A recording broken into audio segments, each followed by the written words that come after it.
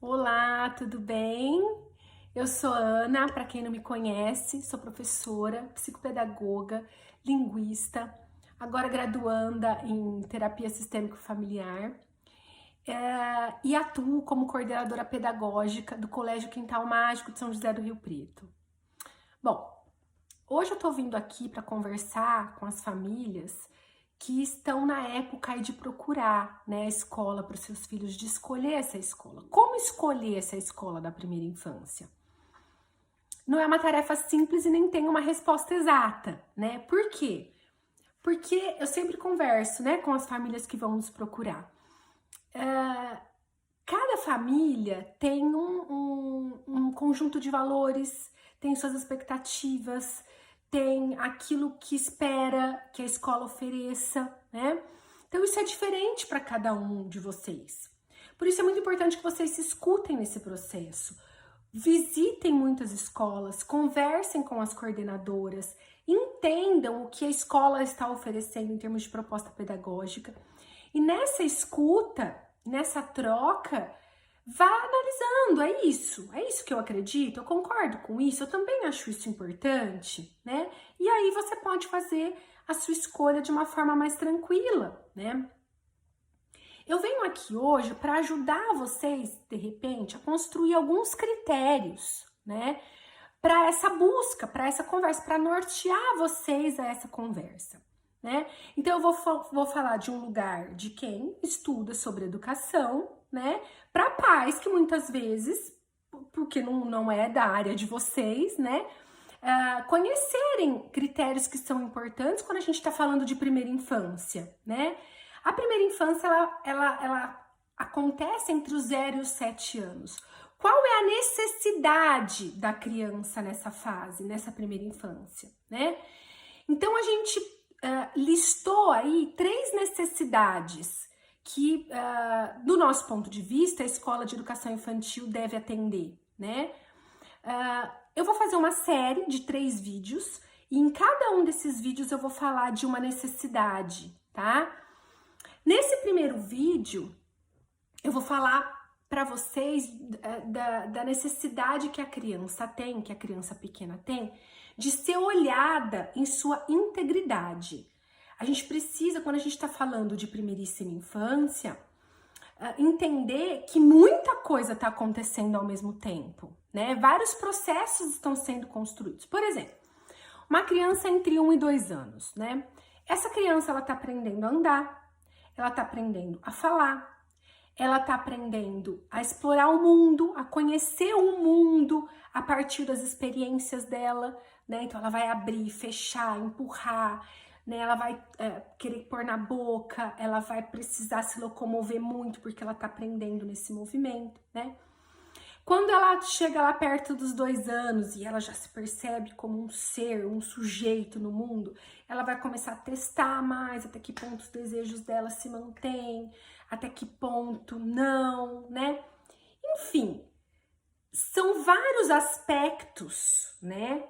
Linguístico, motor, cognitivo, emocional, que estão surgindo, que estão se formando, que estão construindo, né? Que essa criança está construindo. Então, o que é importante a escola de educação infantil assegurar? Que ela vai olhar para todos esses desenvolvimentos, né? Então, que tipo de pergunta daria para você elaborar para entender se a escola está olhando para esses desenvolvimentos? Por exemplo, como é que a escola articula a proposta pedagógica com essas fases do desenvolvimento? Isso quer dizer o quê, Ana? Essa escola, quando ela está montando lá as atividades que ela vai oferecer para o seu filho, ela considera a fase do desenvolvimento que ele está? Então, ela considera, por exemplo, que essa criança está aprendendo a andar, então ela vai precisar fazer muitas experiências motoras. Ela está aprendendo a falar, então ela vai ter de ter atividades de estímulo linguístico, né? Então, a proposta pedagógica, a forma como eu organizo as minhas atividades, as minhas propostas para a criança, levam em conta a fase que ela está? É uma boa pergunta, né? Uma outra coisa, vocês acompanham, vocês, escola, né, acompanham o desenvolvimento do meu filho, né? Como é que isso acontece?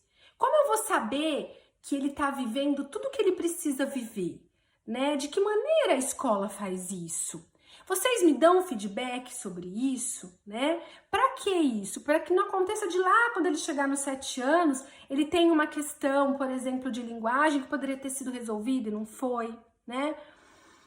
Ou então uma questão de alguma questão relacionada ao controle esfincteriano, que deveria estar resolvida e não está. Enfim, procure saber com a escola como é que ela acompanha esse desenvolvimento nesses diferentes aspectos e como isso chega até você, né? Uma outra pergunta ainda que a gente pode fazer ainda nesse mesmo assunto, ainda para essa mesma necessidade, é a seguinte: como a escola me ajuda com isso, né? Ela oferece algum tipo de formação pra gente enquanto pai, porque eu não tenho a obrigação de saber se meu filho tá na fase oral, se meu filho tá na fase anal, se ele tá na fase fálica, se o meu filho, que acontece em cada uma dessas fases, de que forma que eu posso ajudá-lo, né, o que é natural que aconteça em cada uma dessas fases.